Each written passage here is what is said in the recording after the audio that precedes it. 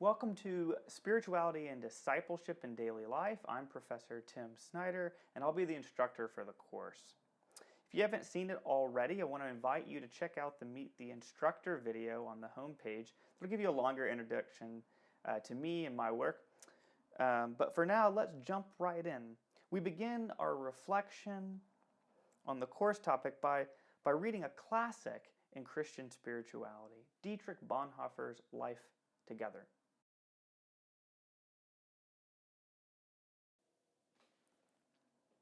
This relatively short reflection on the Christian life is not some abstract or idealistic take on what it means to be formed as a Christian in community.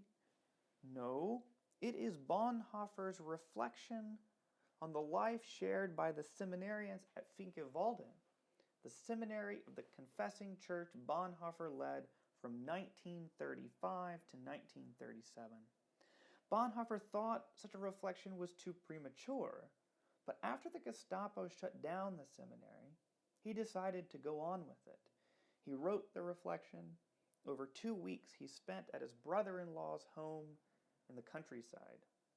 There, he and Eberhard Bethge, his dear friend and later his biographer, listened intently to the radio as the Nazis prepared to invade Poland. And this is important context, since for Bonhoeffer, the church had painfully lost its way. The church in Germany, even his own confessing church, was not able to stand up to the tyranny of Hitler. With resistance to this evil as his goal, Bonhoeffer thought only spiritual renewal would lead to social change.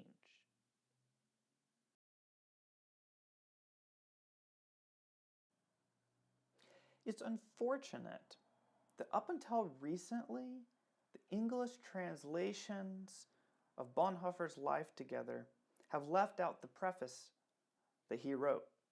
In fact, the version I've assigned also leaves this out, but the preface offers important insight into Bonhoeffer's context, and it also is an appropriate introduction to our course.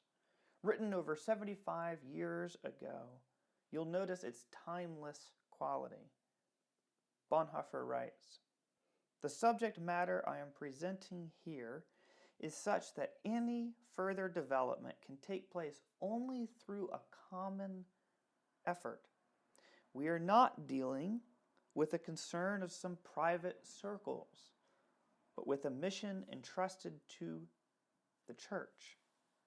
Because of this, we are not searching for a more or less haphazard individual solution to a problem. This is rather a responsibility to be undertaken by the whole church. There is hesitation evident in the way this task has been handled. Only recently has it been understood at all. But this hesitation must give way to the willingness of the church to assist in the work. The variety of new ecclesial forms of community makes it necessary to enlighten the vigilant cooperation of every responsible party. The following remarks are intended to provide only one individual contribution toward the answer to the extensive questions that have been raised thereby. As much as possible, may these comments help to clarify this experience and put it into practice."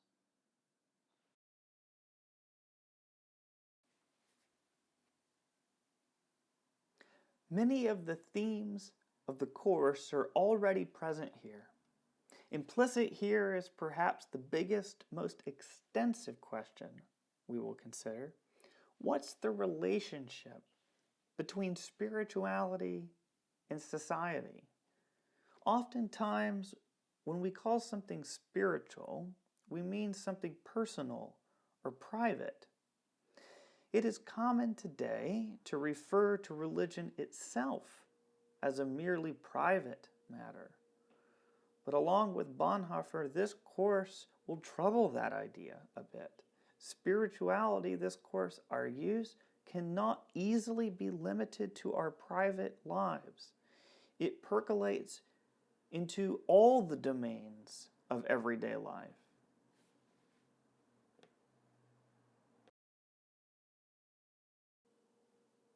A second theme, to talk about spirituality is to talk about a common task of the church.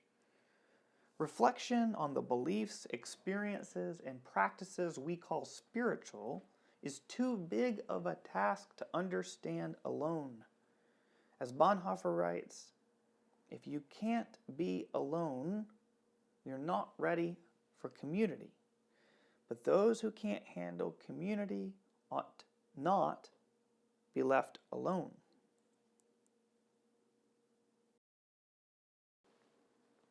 And finally, spirituality is a thing to be practiced. Together, practice and reflection offer both careful and critical resources for our everyday lives. When Bonhoeffer introduced disciplines into the seminarians' life together, they resisted. The good Lutherans they questioned whether this was not some form of works righteousness. Lutherans have been hesitant to think of faith in light of practice and discipline. But the genius of Bonhoeffer is that he understood this quite well, and he sought the church's renewal in practice.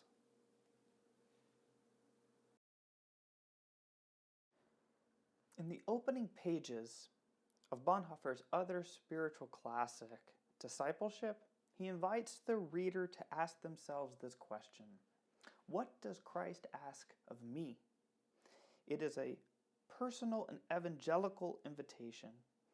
He hoped it would invite others to resist the mob mentality he saw at work in the German church. We Lutherans, we make much of these two little words, for you. We say them in the liturgy, and we say, this is the body of Christ broken for you. That's because it's one thing to believe that Christ is present in the meal. It is quite another, however, to believe that Christ is present for you. But just as soon as you begin to grapple with that, you need some sort of line of defense to guard against that subtle form of arrogance that can emerge when we sort of think that we've got the real deal. Robert Bellah, one of the most important sociologists of religion, wrote of American individualism and commitment in one of his books called Habits of the Heart. And there he wrote about Sheila, a woman who embodied the quintessential American form of spirituality. When Bellah and his colleagues interviewed Sheila, she responded that she had created her own religion, her own Sheilaism. She said, I believe in God. I am not a religious fanatic, she says. I can't remember the last time I went to church. My faith has carried me a long way. It's Sheilaism, just my own little voice. Now, you and I may or may not be that narcissistic, but you can probably sense the tension that Bonhoeffer would have felt about this, and Luther would be concerned too. Both of these giants in the Lutheran tradition spoke of the cor curvum in se. It's the Latin for the heart turned in on itself. Bonhoeffer, in particular, saw practices as a line of defense against this fundamental human tendency. In practices, we apprentice ourselves to a tradition, and we soften our hearts towards an openness to God and to others. And we may not be able to truly humble ourselves, but we can commit ourselves to disciplines that serve as practices of resistance.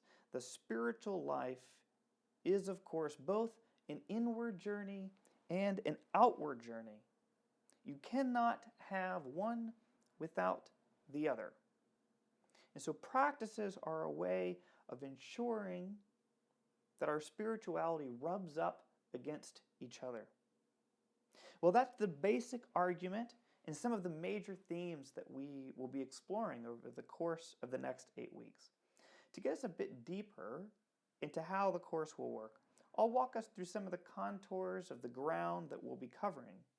And as I've already alluded to, Bonhoeffer provides the overall argument and vision for the course, and I think that you will find it a very readable book. It's a book that gets read often in church groups and for devotional purposes, and we'll begin it this week, and I invite you just to read a very little bit over the next few weeks.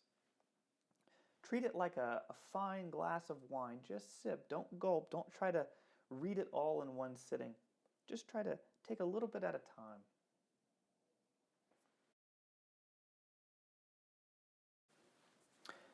With each of our major texts in this course, I've provided reading notes in your course guidebook, which you can find on the course's Moodle site. These notes and the guidebook more generally is going to provide connections to other kinds of work going on in the fields of theology, philosophy, and sociology. But you'll also find out that these notes, they're not really cliff notes. In other words, they don't really summarize the book. They simply help you get into it and to help make connections to the authors and their contexts. For the time being, we'll only pause here long enough to mention Bonhoeffer in the context of these themes and the overall argument of the course.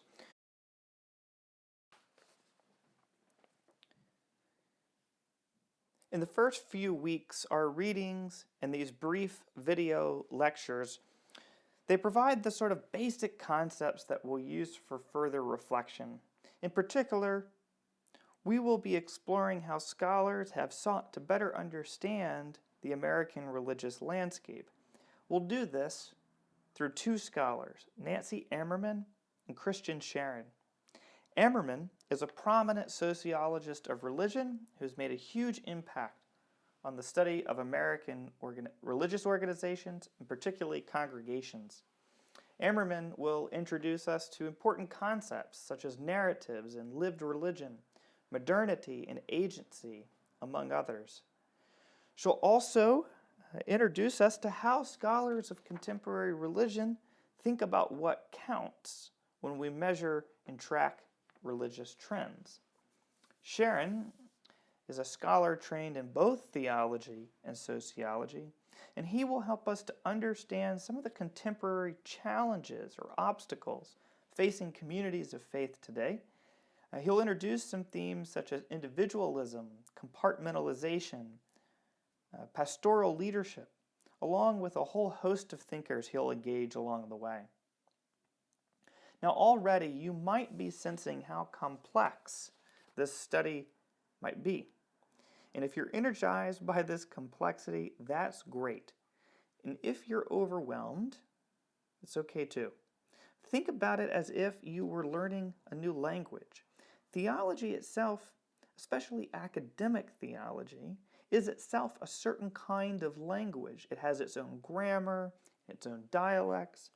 Those of you who have already studied theology, you'll likely know that, and those of you who haven't may want to remember it as you begin to work with the scholarly material we'll be engaging. It's also important to note that any time we open ourselves, our stories, and our faith to the critical nature of scholarly approaches to the study of theology and religion, there is the possibility of discomfort. It can be unsettling. And our ability to learn in such a course depends on several things. Our ability to tolerate ambiguity, our willingness to dialogue honestly and respectfully with fellow students and our instructors, our willingness to consider alternative interpretations, our acceptance of truth, no matter where it's found, our ability to take responsibility for both our beliefs and our anxiety about different beliefs. And finally, our ongoing struggle to integrate new information with present beliefs. That's a lot.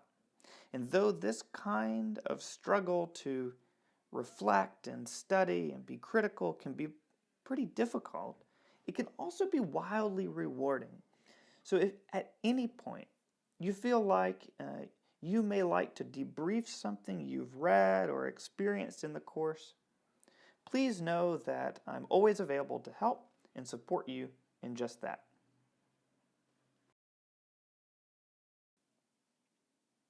Beginning in the third week, we will all be committing to a spiritual discipline, and we'll practice it for 4 weeks. And you can learn more about that element of the course in the guidebook. But what's most important about this now is that it will happen alongside our consideration of significant domains of everyday life. Now, there are many domains of everyday life, but for the sake of this course, I've picked 4 that I think are probably the most important: the home, work, public lives, and leisure. Sharon and Ammerman will remain our guides throughout these domains, and each of their books are structured with chapters dedicated to these areas. And I'm inviting you to choose which book you'll read for each week, but I'm also asking that you read a bit of both. So you're going to want to make sure that you have access to both of these great books. And these are key texts in studies of contemporary spirituality and discipleship, and so they'll prove useful far beyond this course.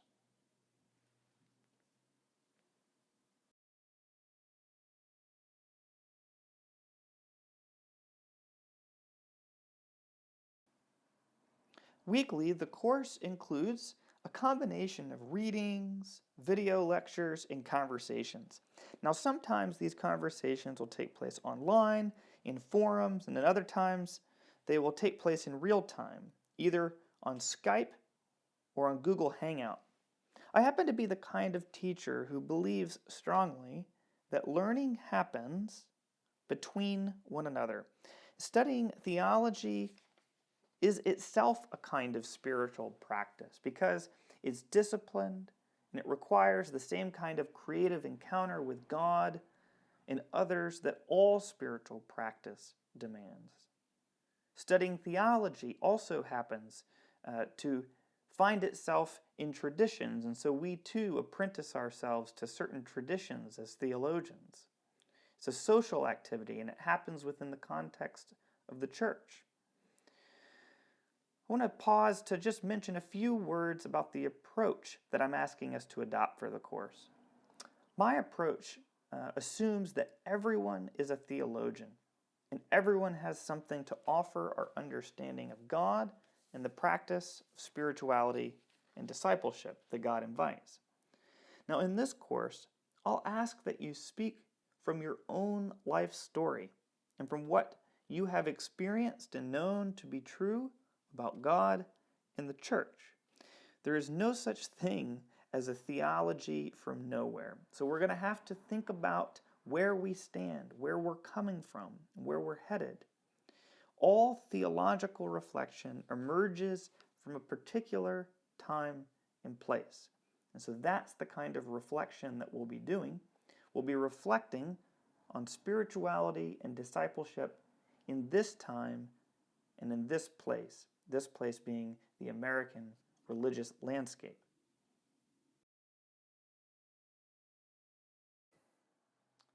This first week, we'll paint the backdrop of our study with broad brushstrokes, and we'll stay zoomed out with a sort of bird's eye view of things.